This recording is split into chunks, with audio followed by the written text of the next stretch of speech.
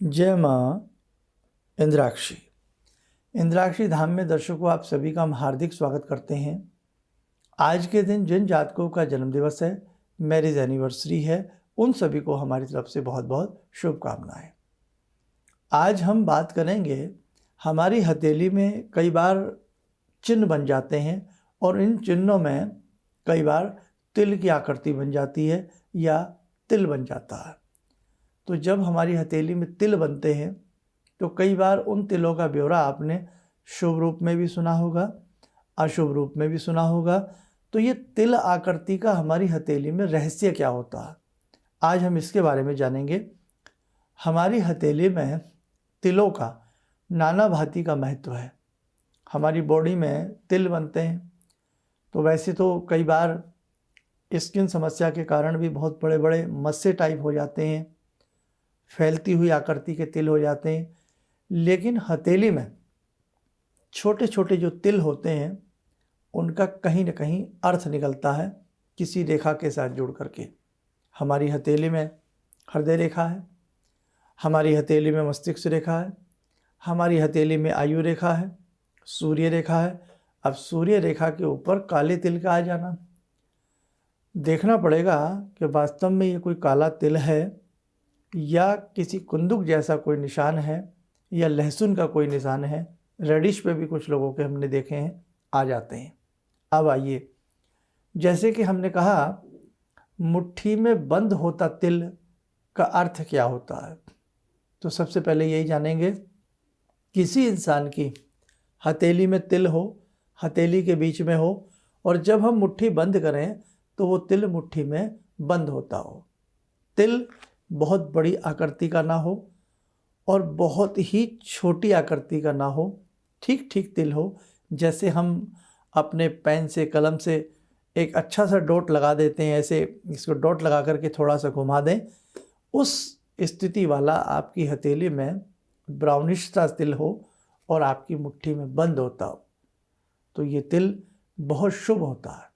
और यही तिल आपकी हथेली में जो आपकी फेट लाइन है, भाग्य रेखा है, भाग्य रेखा को ये तिल स्पर्श करता हो या भाग्य रेखा के दाहिनी तरफ हो तो और भी अति उत्तम इसका फल, जो शास्त्र में इसका फल और भी अच्छा आता है।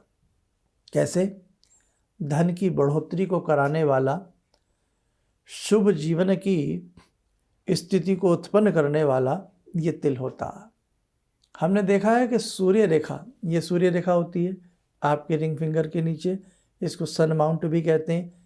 हालांकि सन माउंट के ऊपर ये तिल इतना अच्छा नहीं होता, लेकिन आपके सन माउंट को यदि हम छोड़ दें, आपके जुपिटर माउंट पर हम आ जाएं, आपके सैटर्न माउंट की हम बात करें, आपके मरकरी माउंट की हम बात करें या आपके मून माउंट की बात करें, तो मून माउंट पे भी इतना अच्छा नहीं माना जाता। हालांकि ये तिल ज़्यादातर लोगों के मून माउंट के ऊपर पाया जाता है, तो हम मून माउंट की ज़्यादा अच्छी इसकी गणना नहीं कर सकते, लेकिन आपके जुपिटर की, गुरु पर्वत की, आपके शनि पर्वत की और आपके बुध पर्वत की, इन तीन स्थितियों में ये तिल या फिर आपके शनि के किसी रेखा के ऊपर, शनि रेखा के ऊपर स्पर्श करता हुआ दाहिनी तरफ या बंद मुट्ठी में होता हुआ तिल हमेशा अच्छा फल देगा।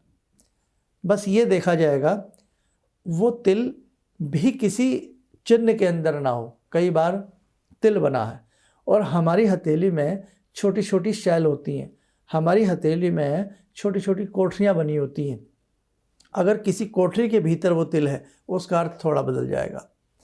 ट्रायंगल की आकृति होती है, त्रिभुज की, त्रिभुज के अंदर वो तिल है, अर्थ बदल जाएगा। चतुर्भुज के अंदर वो तिल है, अर्थ बदल जाएगा। अपनी स्थिति से और बड़ा चौड़ा वो तिल है, अर्थ बदल जाएगा। अब आप कहेंगे ये तो बड़ी बारीक बारीक बातें हैं। हाँ, बिल्कुल हैं।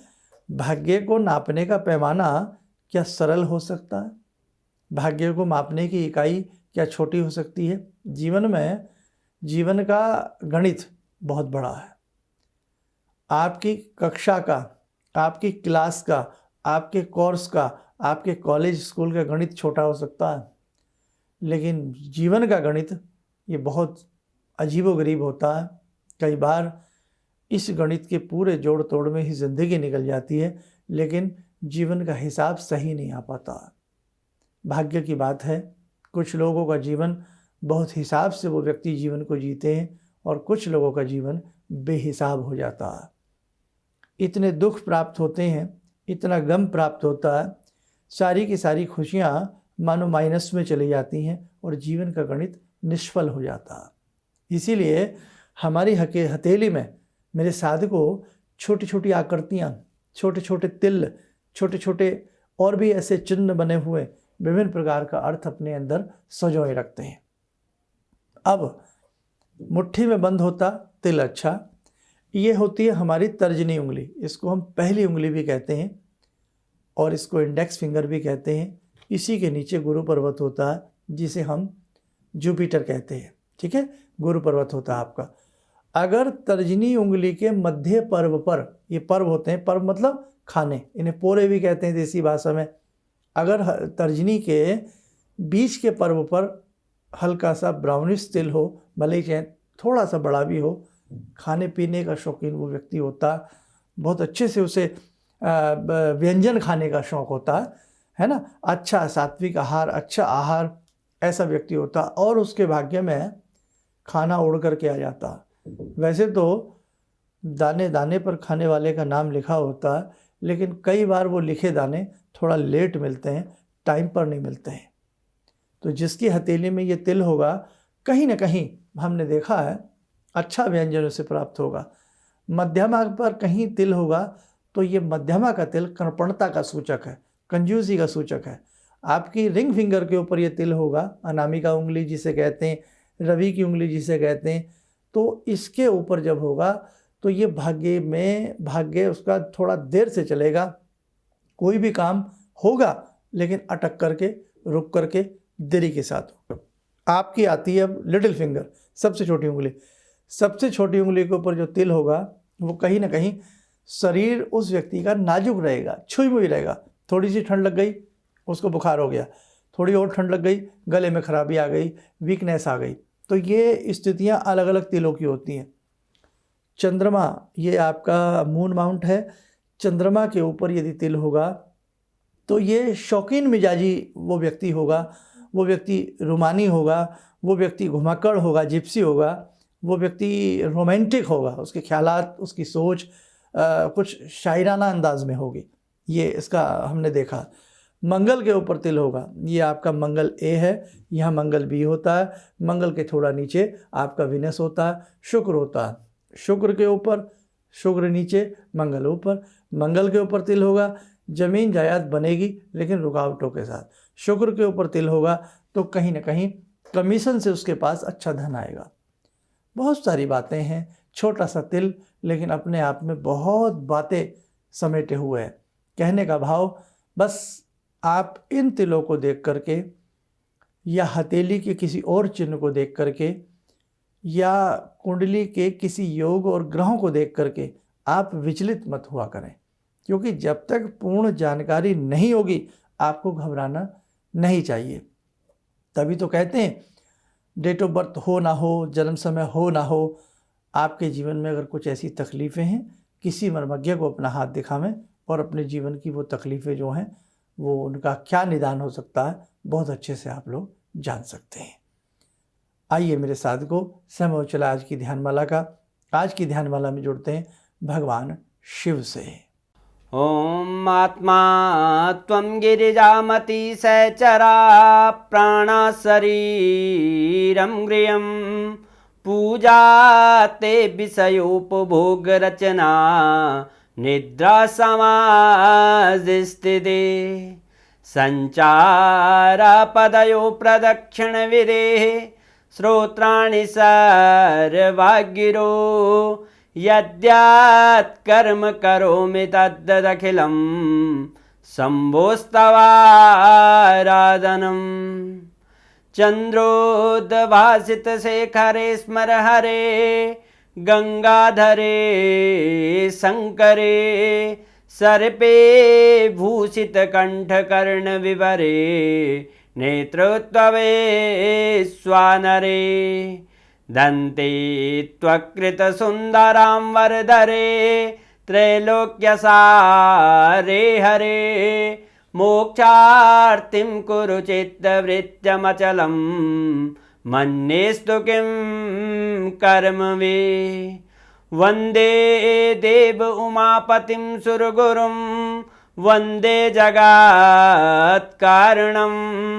वन्दे पन्नगभूषणं मृगधरं वन्दे पशूनां पतिं वन्दे सूर्यशशाङ्कवह्निनयनां वन्दे मुकुन्दप्रियं वन्दे भक्तजनश्रयं च वरदां वन्दे शिवं शङ्करम् ॐ कर्पूरगौरं करुणावतारं संसारसारं भुजगेन्द्रहारं सदा वसन्तं हृदयारविन्दे भवं भवानी सहितं नमामि भवं भवानी सहितं नमामि। कवच बना लें, ध्यान करें, शिव शंभू का शुभ आशीष हम सबके ऊपर बरस रहा है।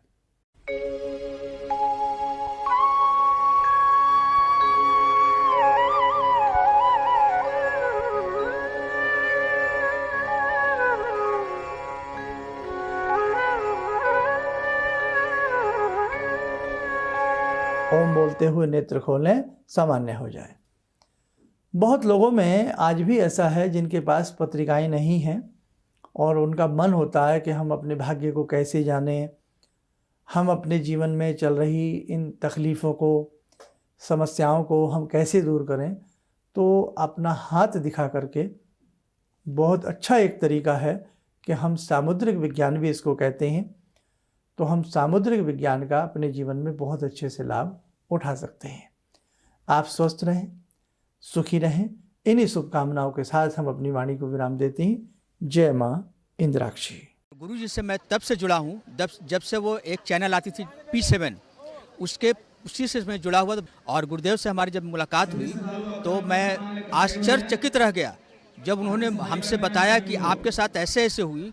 तो मैं इतना आश्चर्य हो गया कि इन्हें कैसे मालूम, और इतना बढ़िया इन्होंने बताया जिसके वजह से मैं आज तक उनसे प्रभावित हूँ। और इनका बताने का शैली वगैरह इतनी बढ़िया है जो हम अपने क्लास के टीचर से भी उतना बढ़िया नहीं समझ पाते थे। ये हमें बहुत पसंद आई। और दूसरी बात कि इनके साथ जितने भी मैं जब से जुड़ा रहा, जो भी समस्या आई, मैं बहुत ही अच्छा तरह से मेरे सॉल्व होते चले गए। और आज तक मैं उनके आशीर्वाद से मैं बहुत सुखी हूँ।